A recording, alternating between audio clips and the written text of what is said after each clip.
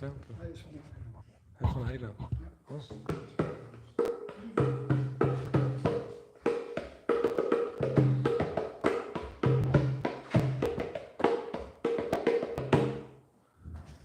Can you play kartaals? Huh? Can you play kartaals?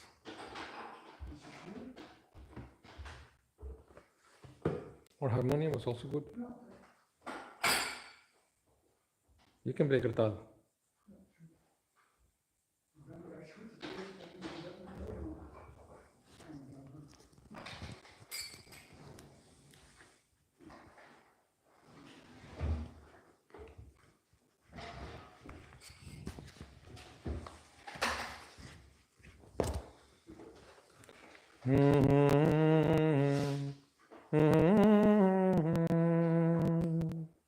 I'm giving the right tune. Very good. He's expert. You speak English also? No. No. I speak English. Ich kann nicht so gut auf Deutsch sprechen.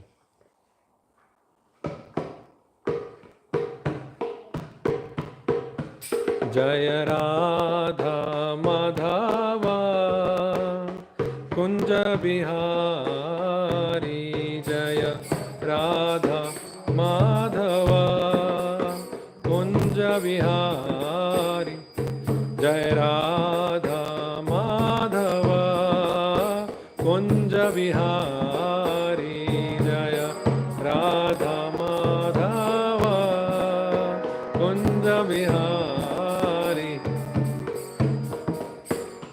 Jaya Gopi Jana Vallabha Girivaradhari Jaya Gopi Jana Vallabha Jaya Gopi Jana Vallabha Girivaradhari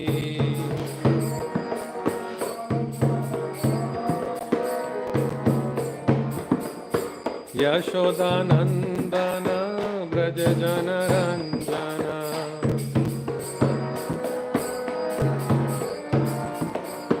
Yashodanandana Braja Jana Ranjana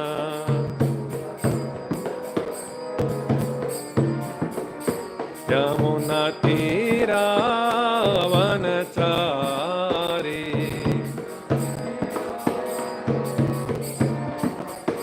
Yamuna Tira Vanachari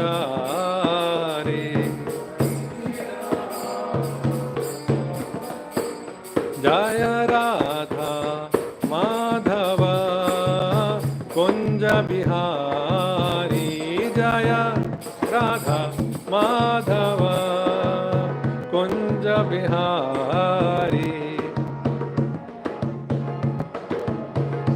Sing Jai Gopi Jana Vallabha Girivaradhari Jaya Gopi Jana Vallabha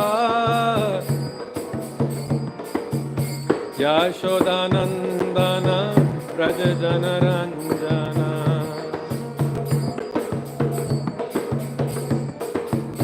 Yashodanandana Braja Jana Ranjana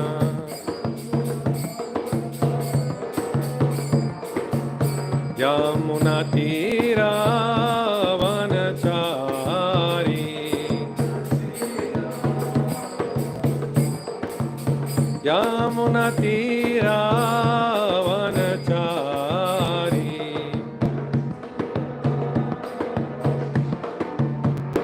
Hare Krishna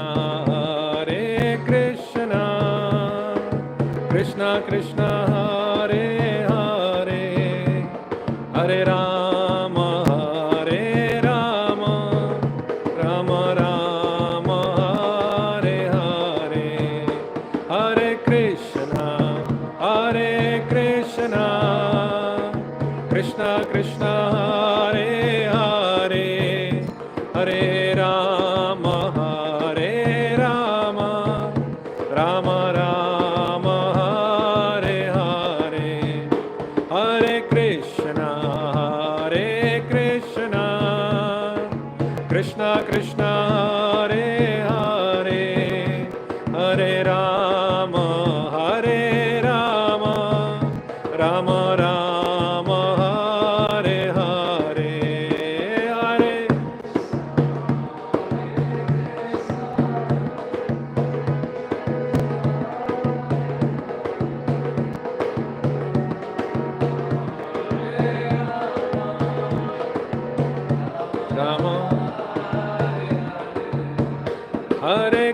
Krishna, Hare Krishna, Krishna Krishna, Hare Hare, Hare Rama, Hare Rama, Rama Rama, Hare Hare, Hare Krishna, Hare Krishna, Krishna Krishna, Hare Hare, Hare Rama, Hare Rama, Rama Rama, Hare Hare, Hare Krishna, Hare Krishna, Krishna Krishna, Hare Hare, Hare Rama, Hare Rama, Rama Rama, Hare Hare, Hare Krishna, Hare Krishna.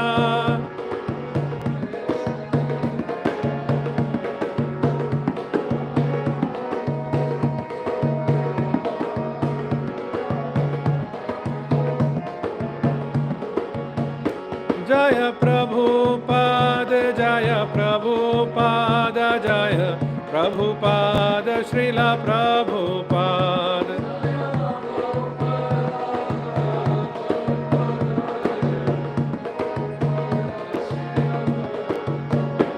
Gurudev, Gurudev, Gurudev, Jai Gurudev.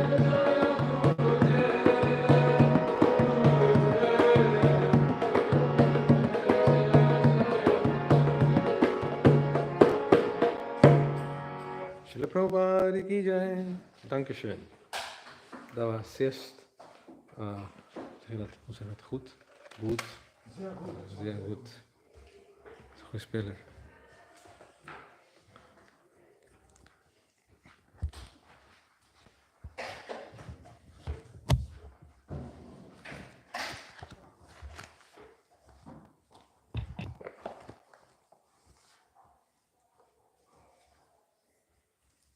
Ciao.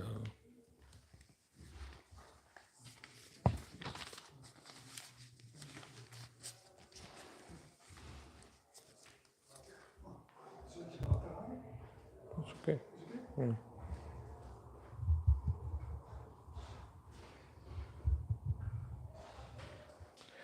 Om Jnana-timirandhasya Jnananjana-shalakaya Chakshurunmilitam yena Tasmai Shri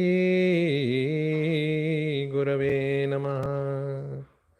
Tapta Kanchana Gaurangi Radhe Vrindavaneshwari Vrishabhanu Sute Devi Pranamami Hari Priye Namo Brahmanya Devaya Go Brahmana Hitaya Cha Jagadhitaya Krishnaya Govindaya Namo Namaha.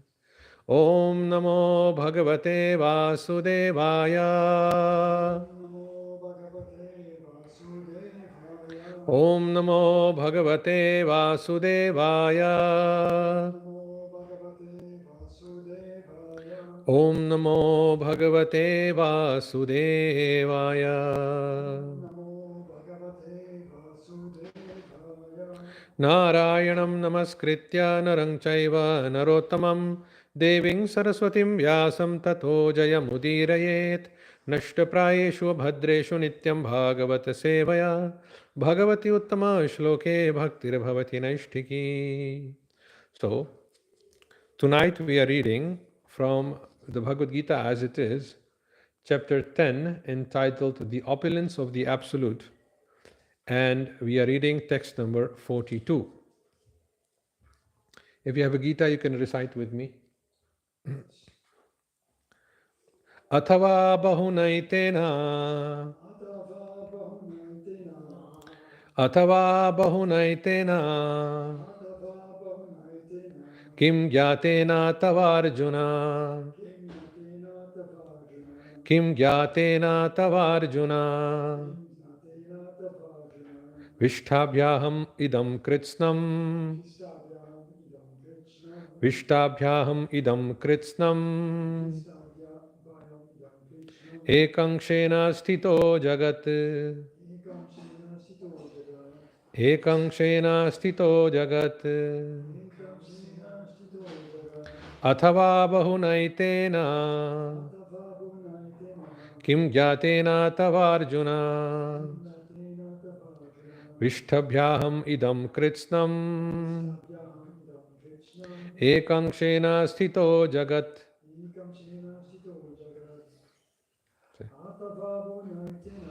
Athava bahunaitena. Kim gyatena tavarjuna.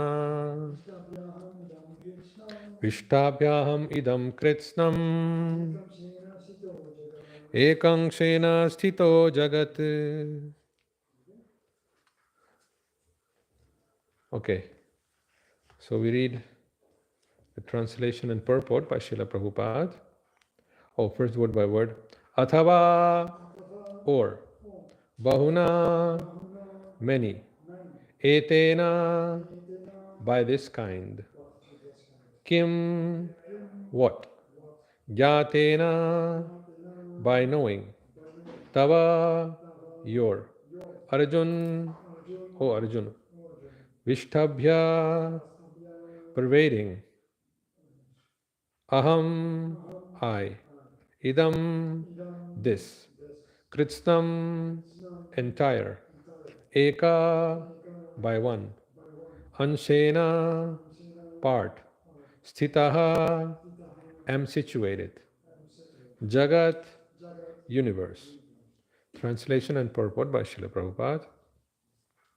But what need is there, O Arjun, for all this detailed knowledge? With a single fragment of myself, I pervade and support this entire universe. Purport. The Supreme Lord is represented throughout the entire material universes by his entering into all things as the Supersoul. The Lord here tells Arjun that there is no point in understanding how things exist in their separate opulence and grandeur. He should know that all things are existing due to Krishna's entering them as Supersoul. From Brahma, the most gigantic entity, on down to the smallest ant, all are existing because the Lord has entered each and all and is sustaining them. There is a mission that regularly propounds that worship of any demigod will lead one to the Supreme Personality of Godhead or the supreme goal. But worship of the demigods is thoroughly discouraged herein because even the greatest demigods like Brahma and Shiva represent only part of the opulence of the Supreme Lord. He is the origin of everyone born and no one is greater than him. He is asamordhva, which means that no one is superior to him and that no one is equal to him.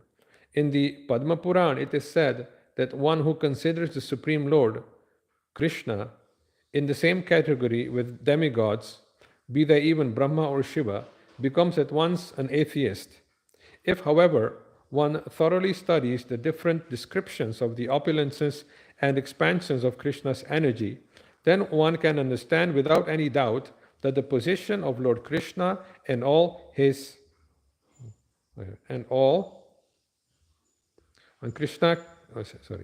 then one can understand without any doubt the position of Lord Krishna and can fix his mind in the worship of Krishna without deviation. The Lord is all-pervading by the expansion of his partial representation, the Supersoul, who enters into everything that is. Pure devotees, therefore, concentrate their minds in Krishna consciousness in full devotional service. Therefore, they are always situated in the transcendental position. Devotional service and worship of Krishna are very clearly indicated in this chapter in verses 8 through 11. That is the way of pure devotional service. How one can attain the highest devotional perfection of association with the Supreme Personality of Godhead has been thoroughly explained in this chapter. Srila Baladev Vidyabhushan, a great acharya in the disciplic succession from Krishna, concludes his commentary on this chapter by saying, Yachakchile sat Suryadya bhavanti ati ugrate jasaha yad angshena dhritam vishwam sa Krishno dashamerchyate. From Lord Krishna's potent energy, even the powerful sun gets its power. And by Krishna's partial expansion, the whole world is maintained. Therefore, Lord Shri Krishna is worshipable. Thus end the Bhagavad-vedanta purports to the 10th chapter of the Srimad Bhagavad Gita in the matter of the opulence of the Absolute. Mukam karoti vachalam pangum langhayate girim yat kripa tamaham mande Shri Gurun Dinatarinam. So, we are discussing here the last verse of the 10th chapter. The 10th chapter has very interesting verses, which I'm going to recite for you here. Aham sarvasya prabhavo matah sarvam pravartate iti matva bhajante mam buddha bhava samanvitah. This is the 8th verse of this chapter. It says, I am the source of all spiritual and material worlds. Everything emanates from me. The wise who perfectly know this engage in my devotional service and worship me with all their hearts. Then Krishna says, Machita madgata prana bodhayantaha parasparam kathayantascha mam nityam tushanti cha ramanti cha. The thoughts of my pure devotees dwell in me. Their lives are fully devoted to my service, and they derive great satisfaction and bliss from always enlightening one another and conversing about me. So, when you were in school, the knowledge you were learning, biochemistry, physics, mathematics, that knowledge did not reciprocate, did not speak to you. It was like dead knowledge. And they are arts. And arts are meant basically to learn how to manipulate the material energy. And if you're a good manipulator, then he puts you as a professor.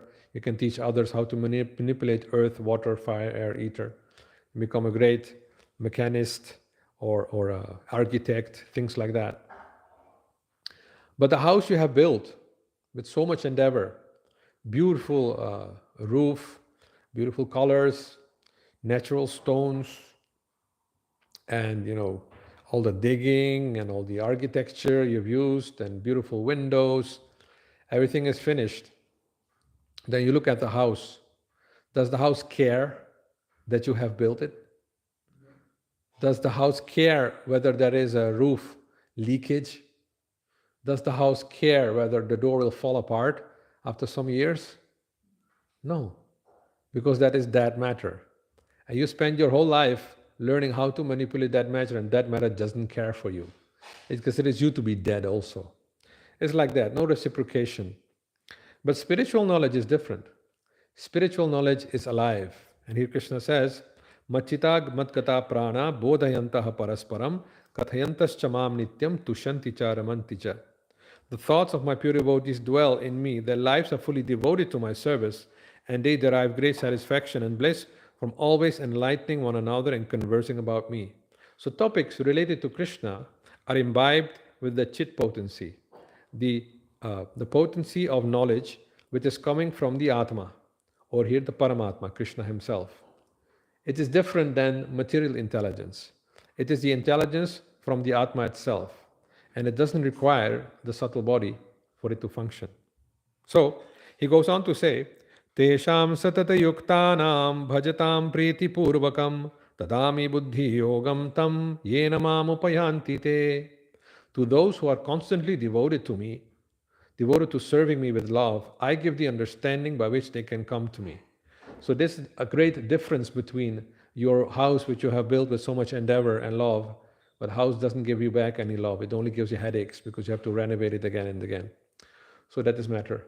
But with Krishna, if you serve him and you built your spiritual house, built a spiritual temple in your heart for Krishna, then to those who constantly devoted those who are constantly devoted to serving me with love, I give the understanding by which they come to me.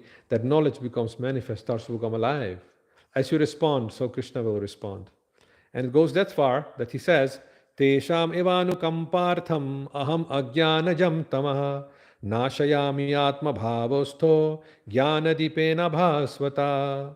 To show them special mercy, I, dwelling in their hearts, destroy with the shining lamp of knowledge the darkness born of ignorance. So this verse, 10:10 and 10:11, these two verses, they are described as what we call in the Gita as Buddhi Yoga. So what Buddhi Yoga is very clear here. Is Buddhi Yoga is actually following the voice of Krishna within the heart. Yes, Krishna speaks to you, but you have to be silent in order to hear him. Just like if you want to hear me, you have to be silent. Now, you can be silent outside, but inside there might be a great discussion going on. What is for prasad? What I have to do next? I have this task to fulfill.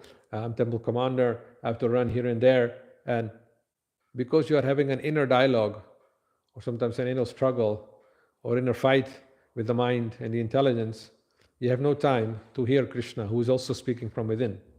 And that is the thing, Krishna is speaking from within. And if you're not willing to hear, then he won't speak. So you have to be open-minded and try to hear Krishna. How do you do that? You have to silence the mind. And therefore Patanjali, he mentions in his Yoga Sutras, what is yoga? Yoga chitta vritti nirodha.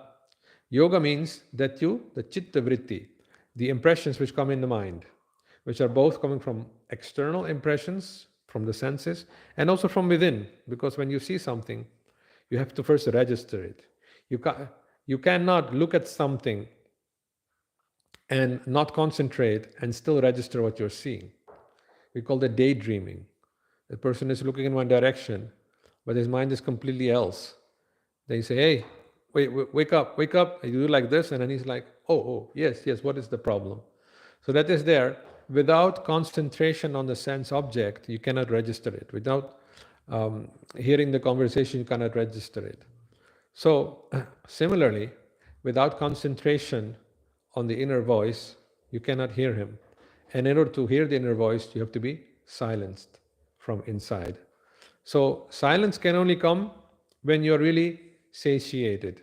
There is no worries, there is no tensions, there are no fears, like that. Na sochiti, na kankshiti. You have to be completely satisfied and peaceful, and then you concentrate. You try to hear the inner voice, and Krishna says here, if you are fully devoted to serving him with love, he will give you the understanding by which you can come to him.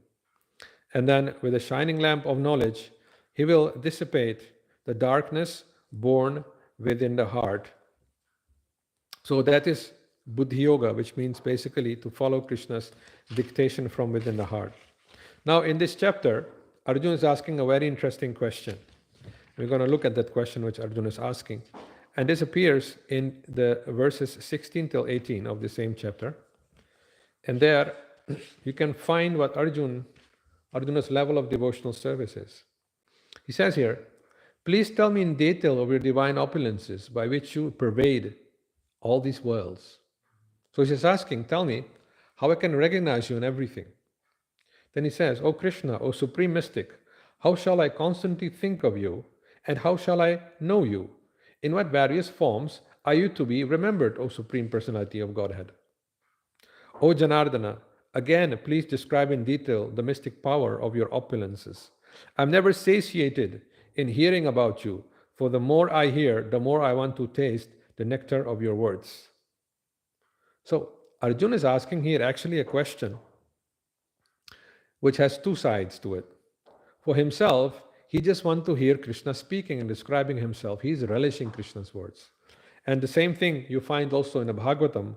Vayam tu navritipyama uttrama shloka vikrame yachrinvatam rasagyanam swadu swadu pade pade. They encourage the Suta Goswami to speak, the rishis of Naimisharanya, saying that keep speaking. Your topics are about Uttama Shloka, the Supreme Personality of Godhead.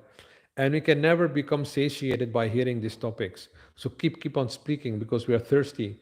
And our thirst gets quenched when you speak about Krishna like this. So this is one level of Krishna consciousness, which is called Raga Nuga Bhakti.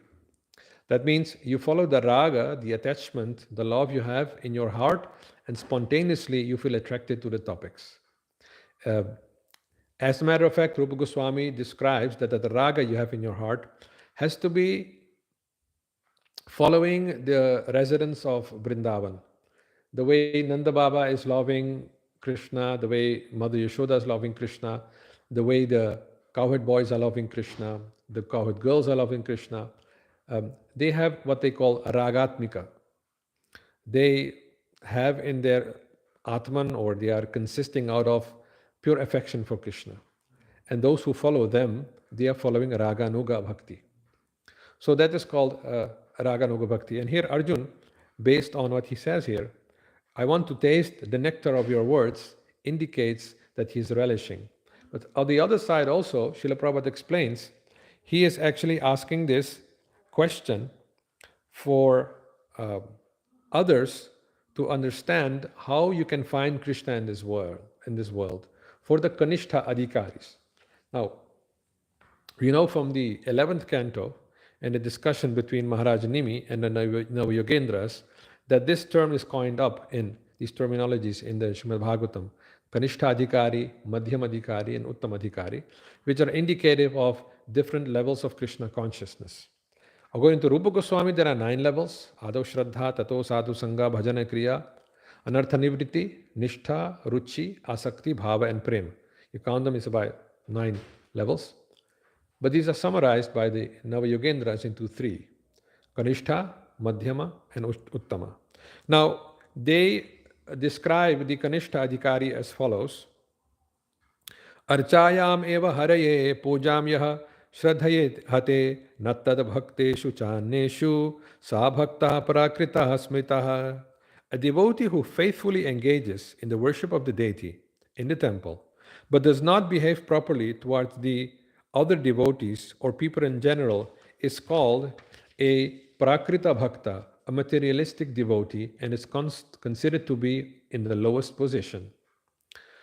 So, Arjuna is asking this question for those who can only see Prakriti, who can only see earth, water, fire, and ether. They cannot trace in others' hearts that they also have certain types of love for the Supreme Personality of Godhead. And because he cannot do that, he also cannot appreciate their love.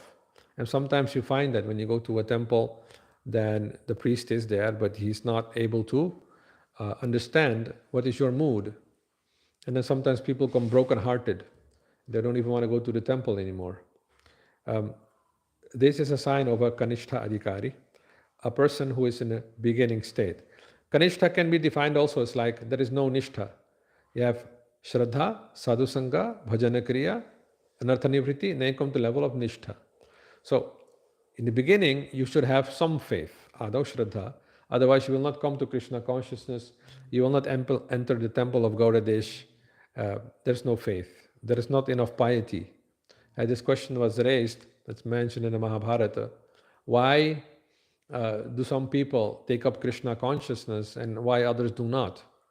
So this verse we chant, Mahaprasade Govinde Nama Brahmani Vaishnave Swalpa Punyavatam Rajan Vishwaso Naiva Jayate. O Rajan, O my dear king, Mahaprasade Govinde.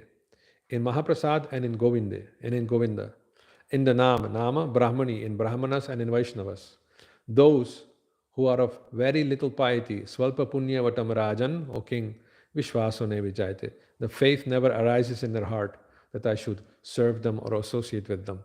So that means that those who are of little piety, we have to increase their piety. And therefore we engage in Harinam, so they hear. Unknowingly their piety increases. It's called Agyata Sukriti. And by that, then one day they will be ready to accept a high level of consciousness. They're not fully Krishna conscious, at least they will appreciate prasad or they'll appreciate devotee association, like that. So, in the beginning, one should have some faith, Ado Shraddha. Then when we come to the temple, why do we come to the temple? Tato Sadhu Sangha, because there are sadhus, there are devotees, and we can associate with them. Among those whom we associate, there might be a devotee who is very much inspiring us and who's on the level that we can We feel we can surrender our lives to him and he can guide our life. So sadhu sangha, then we take initiation from that person. And that is called bhajana kriya. Bhajana kriya means you learn how to chant the holy names. For that you need initiation, you need your beats, your chanting beats. And along that comes the pancha samskaras, which is in the Vaishnava Sampradayas practiced. Pancha samskara means initiation, and you get 5 purification processes at the same time. That means you get a Vaishnava name, you get the Vaishnava chinhas, signs like tilak, urdhva and you get other marks. Urdhva is actually considered to be a separate samskara. So Vaishnava nama, Vaishnava chinha, Urdhva Vaishnava chinha, which like the kanthimala you have. Then some other Vaishnavas, they put some Shankan Chakra. Other sciences, Shikha is also Vaishnava chinha. So there's 3 of them. You get the spiritual name, such and such Das. You get Urdhva Pundra, the tilak on the forehead, tilak on your body. You get Vaishnava symbols, Vaishnava chinhas. You get to learn the process of deity worship from the spiritual master. And you also get mantras like that, because without mantras, there is no chanting and there is no possibility of doing deity worship. So these 5 altogether is considered Pancha Sanskara, which is a technical name of initiation, which we are giving in Krishna consciousness. In the past, it used to be one ceremony, but in ISKCON we have separated them in 2, first and second initiation, because devotees in the West who haven't had any spiritual practices before, we want to see how steady they can do that. Therefore, there is a period of observation. Is the person able to follow 4 regulative principles and chant 16 rounds for at least 6 months? So he already has Vaishnava tilak he's wearing. Vaishnava chinhas, he might wear tulsi kanthimala, but not the 3 strings which we have. So you can say he has the holy name mantra he gets, but he doesn't get the full mantra because there are also Gayatris which are later given. He gets the Hare Krishna Maha Mantra, and we want to see whether he can follow the principles. And if he's steady in that, then he gets what we call second initiation. He gets the other part of the initiation also. So that is all considered to be bhajana kriya. By doing that, enough karma is reduced so he can take up bhajan in a proper way. And then he chants. Why do we chant? For the next level, anartha nivriti. When you take birth on this earth planet, you get a gift from the material nature. That is lust, anger, greed, lust, anger, lust, anger, kam, krodha, lobha, moha, illusion, mada, madness, matsarya, envy. These things, they always are there with us. And these are gifts of material nature. And in this way, you'll get bound to this material nature. But if you consider that these effects are to be overcome by chanting, and you're able to chant in such a way that these effects don't have any effect upon you, then you become free from anarthas. Anarthas are effects of these kama, krodha, lobha, etc., which manifest as weakness in the heart, like ghana tarala. Sometimes you're very steady in your bhajan. You feel very enthusiastic, and you chant maybe like 64 rounds. And some days you don't feel like chanting, you chant only 16 rounds. Or sometimes you cannot even fulfill those 16 rounds. So that means you're not steady. And there is Vishaya Sangraha.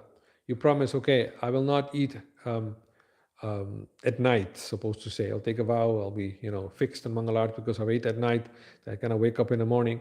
So I make a vow. But then at night, at the 8 o'clock offering, hot pakoras come out, and you think, okay, maybe we should start tomorrow doing it, not today. As another day again. And the next day again, maybe tomorrow. And in this way, you're not able to follow your own promises to yourself. Ganatarala, Vishaya Shangara, you are fighting with the sense objects. No, I should not. Then there is Taranga Rangini, which means as you are chanting, then others start to appreciate you. They give you facilities, they want to serve you, and you start to enjoy all that service.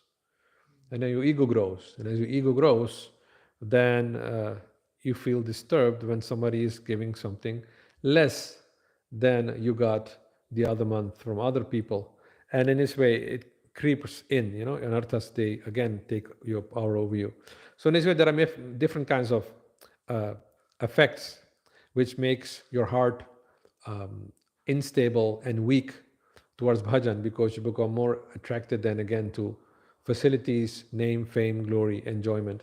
And these are weaknesses of the heart. So when you overcome these, then your bhajan can only become steady, called nishtha.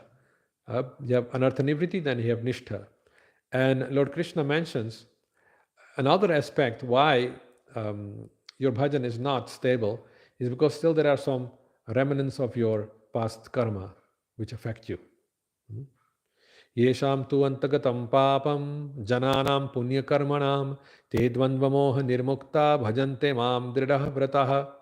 So for those who have been continuously chanting Yesham tu antagatam papam so far that they have finished their papa karmas, the reactions of their papa karmas, jananam punya karman, I have been acting piously throughout, they become freed from the dualities of good and bad, of harm and enjoyment.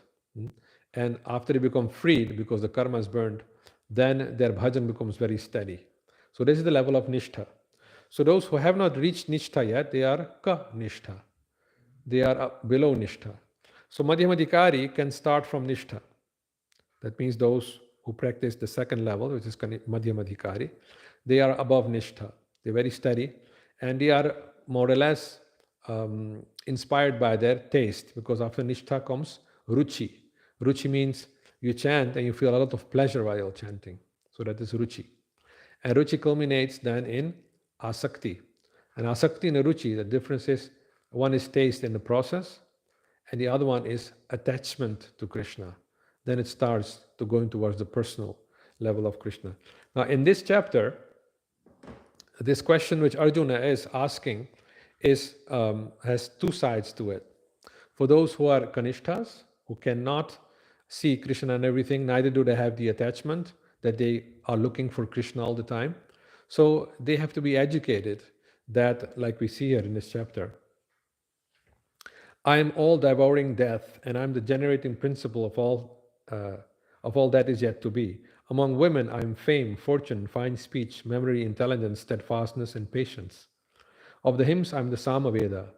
I am the Brihat Sama, and of the hymns in the Samaveda, I am the Brihat Sama, and of poetry, I am Gayatri. Of month, I am Margashirsha, November, December, and of seasons, I am the flower-bearing spring. So in this way, when these things become manifest in front of us, there should be a meditation. Oh, I'm experiencing Krishna here. But then here at the end, in this last verse, Krishna says, but what is the need there? But what need is there, Arjun, for all this detailed knowledge? With a single fragment of myself, I pervade and support this entire universe. Now, Arjun already said, the need for that is I'm relishing it, you see? And in the next chapter, Arjuna will ask Krishna to show that actual form, which we call the Virata Rupa, the universal form. How Krishna's form is the entire universe. Some schools, of Mayavadi schools, they want to merge and consider to be the fourth stage or the perfection of their sadhana to become one with the universe, because the universe is Brahman, and then you become Brahman, you gain all the powers, and then you can fake yourself to be God. That is their misconception. So therefore this chapter, as we see, is directly teaching us what is Krishna consciousness, how to see Krishna in everything and everywhere, both gross, in the gross world, and also in the subtle world. Now, we want to go a little deeper, how Krishna is pervading and supporting this entire universe. And for that, we have to go to the 12th canto, chapter 11, verse number 21. There it is said, Vasudevah sankarshanaha prajumnaha purushaha swayam aniruddha iti brahman murti vyuha vidhiyate. Vasudeva, Sankarshan, Prajumna, and Aniruddha are the names of the direct personal expansions of the Supreme Godhead, O Brahmana Shaunaka. Sa Vishwas Tejasaha Pragyas Turya iti vrittibhihi athendriya shaya janair bhagavana paribhavyate. One can conceive of the Supreme Personality of Godhead in terms of awakened consciousness, sleep, and deep sleep, which function respectively through external objects, the mind and material intelligence, and also in terms of the fourth, transcendental level of consciousness, which is characterized by pure knowledge. And this morning, I was indicating that we have to understand consciousness from this angle. So here you find a reference in the 12th canto of Srimad Bhagavatam that the four expansions of the Supreme Personality of Godhead, Vasudeva, Sankarshan, Pradyumna, and Aniruddha, they can be conceived or perceived by everyone. Only when you become aware of that. If you don't want to become aware of that, then you cannot conceive of them or perceive of them. So conceive actually means to create. That means you have to be tuned into that. In terms of awakened consciousness, that's called Jagran here. Is it? No, it's considered to be here Vishwa. Then you have sleep, which is Taijasa, and deep sleep, Pragya, which function through the external objects, yeah, that's wake, the mind, and material intelligence. So it is nice here that you experience, according to these verses, that the state of wakeness is considered to be Aniruddha, which is the grandson of Krishna. You have Krishna, then you have Balaram, who are two brothers, and then you have Krishna's son is Pradyumna, and Pradyumna's son is Aniruddha. And in this way you get the quadruple expansions. And the external objects which are in this world, they are facilitated. The observation of external objects is facilitated by Aniruddha. He provides that level of consciousness. And how does he provide that? He is residing in Dhruvaloka, the pole star, which you can see with your own eyes. The pole star is visible. That Vaikuntha planet is visible with your own eyes, so there's no need to doubt or believe. No, it's visible, physically visible. And he resides there in a white foam, lying on the ocean of milk, and he reflects in every atom and in everyone's heart as Paramatma. So he allows you to see this external manifestation. And therefore he is also called Vishwa. It says here, Vishwa, that word is used. Then you have Pradyumna, who is the super soul, the Paramatma which resides in every atom, that is, in every heart, that is one aspect of Paramatma. But Pradyumna is expanding as Garbhodaka Sai Vishnu, the Lord, lying in the ocean of birth, Garbhodaka ocean. Why it's called the ocean of birth? Because Brahma takes birth from the navel lotus of this personality, and he is the original creator, and then from Brahma comes Lord Shiva. So then you have all of three of them. You have the super soul, Vishnu, you have Brahma and Vishnu. These are the creators, maintainers, and destroyer of the universe. And in the second level, Pradyumna is also intelligence. It is here, it says, the mind. So this is intelligence. And intelligence is creative. You find that Pradyumna, the intelligent principle, is giving birth to a creator. It says Brahma's body is made out of intelligence. It's described like that. And what does Brahma do? He creates. One is intelligent, he will create. He's productive. One is not intelligent, he can't create anything. So like that. So that's the creative principle. And he can be conceived through the medium of dreams. So the consciousness which Aniruddha is producing, the facility is wakeness. And that is Aniruddha. Pradyumna is facilitating dream, that you can dream.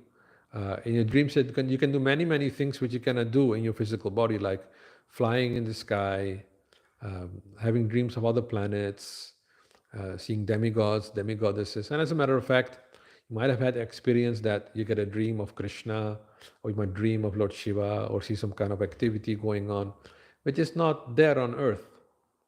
But as Narada describes to Maharaj Prachina Parishad, we cannot concoct something by our senses and mind which is not existing in a creation. Anything you can think of has already been created. You can maybe, like Brahma, combine a few things, like a golden mountain. So there is gold, and there is a mountain. And if you combine the two, you get a golden mountain. So both of them exist already. And as a matter of fact, even a golden mountain also exists. Mount Meru is a golden mountain. And you can only conceive of things which are already there. So that's quite interesting. And this facility of living in a world of dreams is given by Garbhodika Sai Vishnu.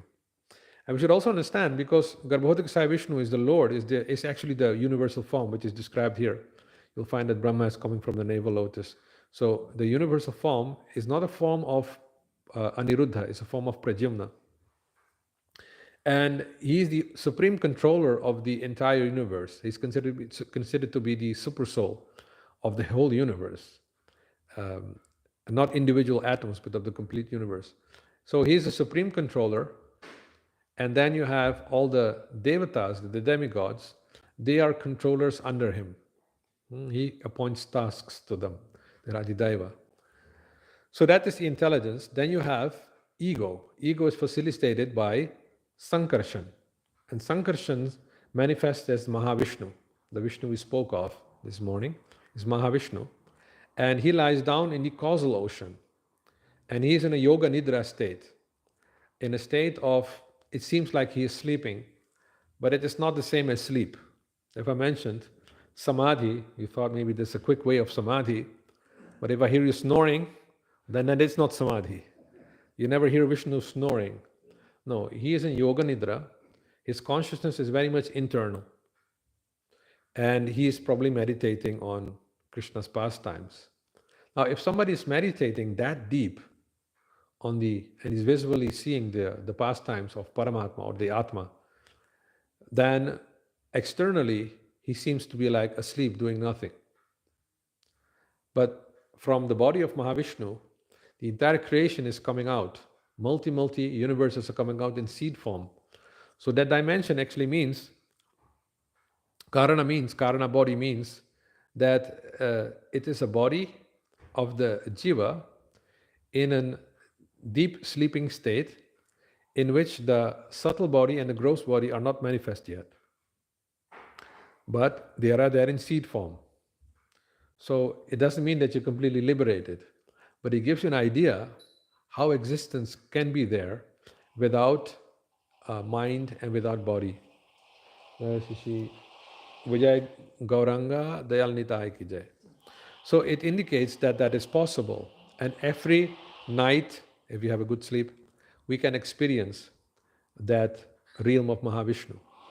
So then it says here, also we can experience it, we can conceive of this personality of Godhead in terms of awakened consciousness, sleep, and deep sleep, which function respectively through external objects, this is the material world, Vishwa, the mind, these are the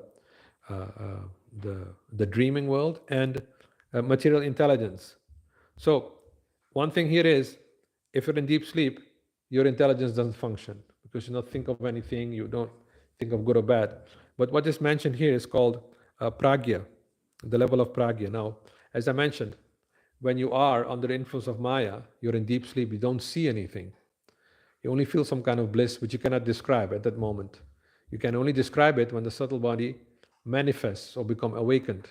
Then you get the tools to use your brain, to use your senses, and then you can describe what you were experiencing. But that you were conscious is definitely there. If you were unconscious, then you cannot even describe what you were experiencing in deep sleep. But as you stretch your body in the morning and say, I was sleeping very nicely, but I didn't have any dreams, that means you were aware, but the senses were not functioning. So that indicates it's a state in which there is no need for senses, material senses, and still there is experience. So we simply have to look ourselves, go deeper, and try to, when you're awake in this world, if you can, go deep inside to those experiences within. And if you're able to chant on those levels, then you'll see the magic of the holy name, how it will act to bring you to the highest levels of ecstasy. So then it says here also through the, also in terms of the fourth transcendental level of consciousness, which is called Turiya here, which is characterized by pure knowledge. So maybe tomorrow, no, tomorrow is Chaitanya Charitamrita class. Monday I can discuss how this functions, this wish, how Jagran, the world becomes a Vishwa, how a dream, Swapna becomes Taijasa, and how deep sleep becomes Pragya. So the fourth level of consciousness is the level of Vaikuntha and Golok. That's the fourth one. So the first one which we discussed was this external world. Then you have the dream world. Then you have the world of the mystic slumber, the yoga level, where material desires are generated. The level of ego, actually, is the level of ego, Mahavishnu. And the fourth one is when you cross those levels, you go to the ecstatic realm of the fourth one, Turiya, which is only possible if you actually really feel your relationship with Krishna. And when that happens, then it becomes really relishable to hear the topics like Arjun says here. I like to hear your words because they taste like nectar. And when you taste that nectar, then you can enter in that fourth dimension, the Turiya dimension, and that is the actual perfection which you are anchoring for in Krishna consciousness. So I think we should end here. It's almost 8:30. If there's any questions or comments, you can ask. No? ग्रंथराज Bhagavad Gita की जय, श्रील प्रभुपाद की जय, गौर प्रेमानंदे हरि हरि बोल.